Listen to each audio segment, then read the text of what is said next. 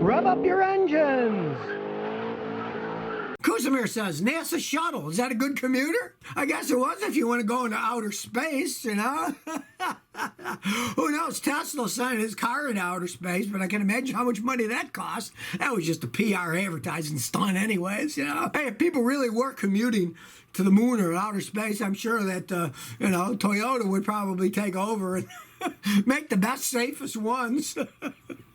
13 Nelkin Bay says, I'm looking at a 2010 ES 350 Lexus. It's got 50,000 miles, 12K, but it's got a theft report flag. Don't ever buy it. It doesn't matter. Once it's been stolen, real serious damage was done. Sometimes it doesn't show up for years. Don't even think about it. You don't know if it was stuck in water then and it ruined the electronics, which can go out a year or 2, 3 years later after the corrosion builds up, or if the guy revved it up real high and the bearings are worn now. And even a mechanic, if the bearings are still working and sounding okay, even a mechanic can't tell until it's too late and they get so worn that the rods start knocking, and then you're stuck with it. So when you get a thing like that flag, don't buy it. Don't even think about buying it. It's not worth the chances that you're taking. Tony Wynn says, Scotty, should I trade in my Ford F-150 for a Tundra? Hey, I just keep driving it. Basically, I drive something like that till the wheels fell off. I've had customers have remanufactured Ford transmissions, put in ones that they had when they had like 250,000 and drive them another 250,000. The Tundras are well-built trucks, but they're super expensive. The F-150s are comparable. I would never get rid of a truck that still ran good myself until it fell apart, and then I'd get something else. Then I'd have to decide how much I'm going to pay, what am I going to do with it, am I going to tow stuff? The Tundras are fine driving around doing stuff, but they're not that great for towing.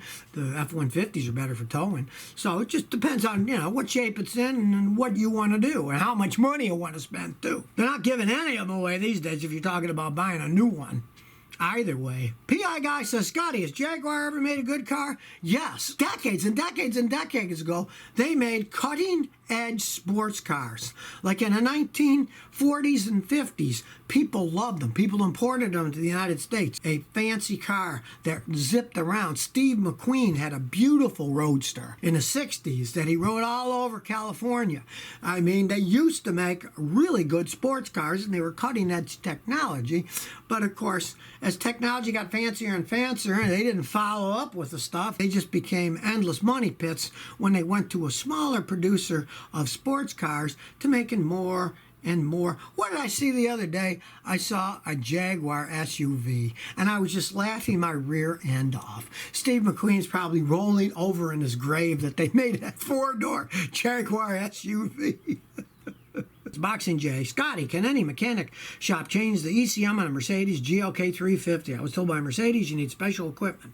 Not any mechanic can do it. Well, not any mechanic can do any car computer these days. You have to have a special reprogrammer, but anybody that does it can do it. You have to buy the special reprogramming tool, and then you have to pay for the software from the manufacturer. In that case, it's Mercedes. If it was Toyota, it was Toyota. If it was Chevy, it'd be Chevy.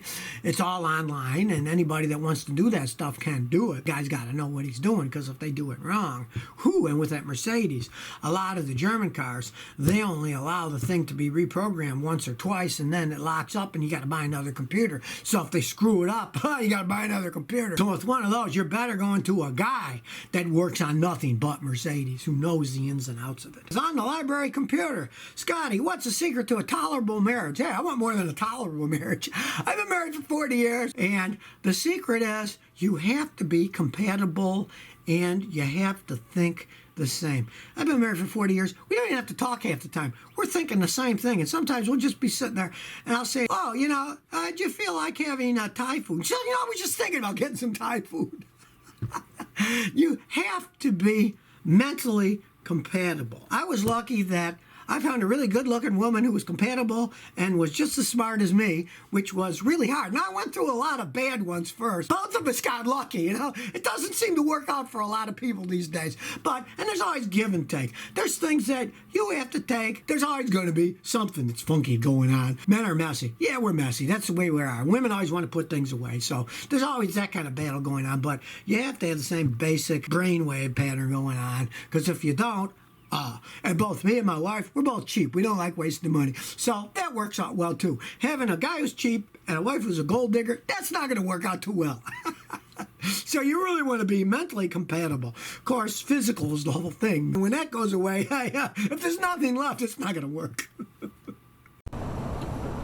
So if you never want to miss another one of my new car repair videos, remember to ring that bell.